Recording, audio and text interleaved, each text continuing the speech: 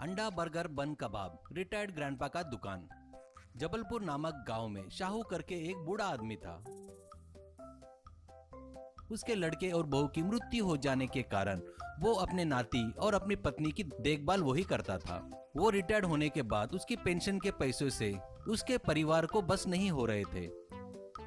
इसलिए कुछ दिनों तक अच्छे से सोच विचार करने के बाद शाहू अपने नाती के कॉलेज के पास एक छोटी दुकान लेकर बाहर से बन खरीद कर लाकर उसमें उबले हुए अंडे रखकर उससे अंडा बर्गर बन बनाकर बेचने लगा। वो बनाए सो बन अच्छे क्वालिटी के रहने की वजह से वहाँ सभी कॉलेज के स्टूडेंट आकर खाते थे। उसका धंधा बहुत अच्छा चल रहा था। शाहू के पास कोई भूख लगी करके बूढ़े लोग आते थे तो उनको वो बन फ्री में देता था। ऐसे चलते वक्त उसके दुकान में रोज राठौड़ करके एक पियक्कड़ आकर उधार लेता था। शाहू लोगों से झगड़ा क्यों कर कर बन देकर भेजता था। इससे राठौड़ थोड़ा ज्यादा ही अकड़ दिखाने लगा। ऐसे ही एक दिन कोई नहीं था ऐसे समय पर राठौड़ शाहू के पास आता है। वो देखकर राठौड़ से शाहू, क्या रे राठौड़, तेरे भाव बढ़ गए हैं? मैं क्या तेरा एहसानमंद हूँ वैसे आकर रोज बन खाकर जा रहा है? ईमानदारी से 20 दिनों से जो खा रहा है ना उसके पैसे दे दे, नहीं तो मैं क्या करूँगा बता नहीं सकता।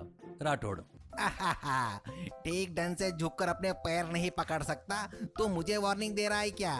देख Shahu, I am the drinker. मेरे को पुलिस वाले ही उंगली नहीं करते। नशा उतरने के बाद ही बात करेंगे। वैसे मैं ऑन में हूँ। ऐसे वक्त तू मुझे पैसे मांगता क्या? तू भूल गया क्या रूल? मैं उस रूल को सेट करता हूँ, रुक। करके शॉप के अंदर रखे बन बाहर निकालकर फेंक कर चला गया। इससे बेचारा शाहू उसके पहचान के एक कांस्टेबल के पास जाकर पूरी बात बताता है। वो सुनकर कांस्टेबल, शाहू चाचा, ऐसे मल्हार पियक्कड़ को पुलिस कोर्ट भी कुछ नहीं कर सकती। बहुत हुआ तो 150 रुपए फाइन लेकर छोड़ देते हैं। जब वो पीकर नहीं रहते ना तब उन लोग बात सुनते हैं, फिर पीने के बाद तू कौन है रे बोलते हैं। जेल में गया तो तुम्हारे ऊपर खुन्नस पालेगा। और एक बात यह है कि लोग भी इन बेवकूफ़ों को अपने को क्या करके बचकर निकल जाते हैं, लेकिन तुम्हारे सपोर्ट में कोई नहीं आएगा। इसलिए उसे ऐसे नहीं किसी दूसरी तरीके से डील करना होगा। तुम्हारे पास कोई आइडिया है तो डील करो। ऐसा कहने से शाहू वहां से वापस जाता है।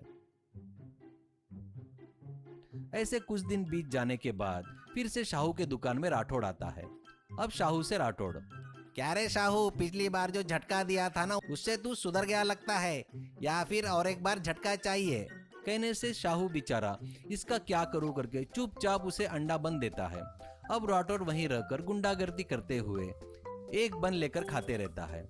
तभी वहां पर शाहू के नातू का दोस्त सिद्धू पेट पकड़कर आता है। अब शाहू से सिद्धू, दादाजी क्या कर दिए दादाजी? तुम्हारी उधारी देता बोला ना दादाजी, रात भर सोया नहीं दादाजी, पेट बहुत दर्द हो रहा है दादाजी। डॉक्टर को दिखाए तो भी कुछ नहीं हुआ और डॉक्टर बोला कुछ नहीं कर सकते। मैं तुम्हारे नातू का दोस्त ही तो हूँ दादाजी, फिर भी आप ऐसा करना ठीक नहीं है दादाजी। शाहू, ओहो ऐसा क्या?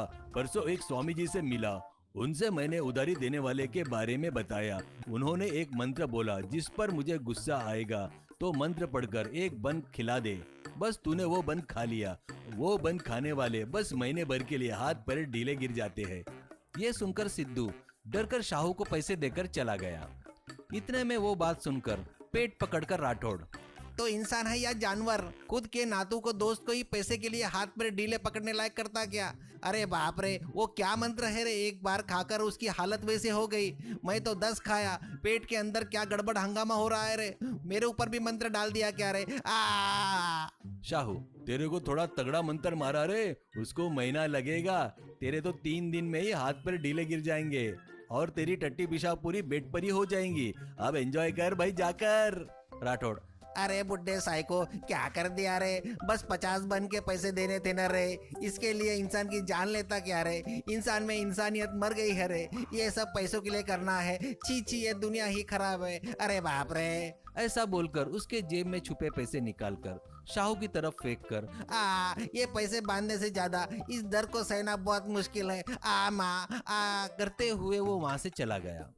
उसके बाद शाहू राठौड़ की पत्नी से मिलकर वो खाना खाते समय उसमें शराब छोड़ने की दवा देने को बोलकर उसको कुछ दवाई देता है।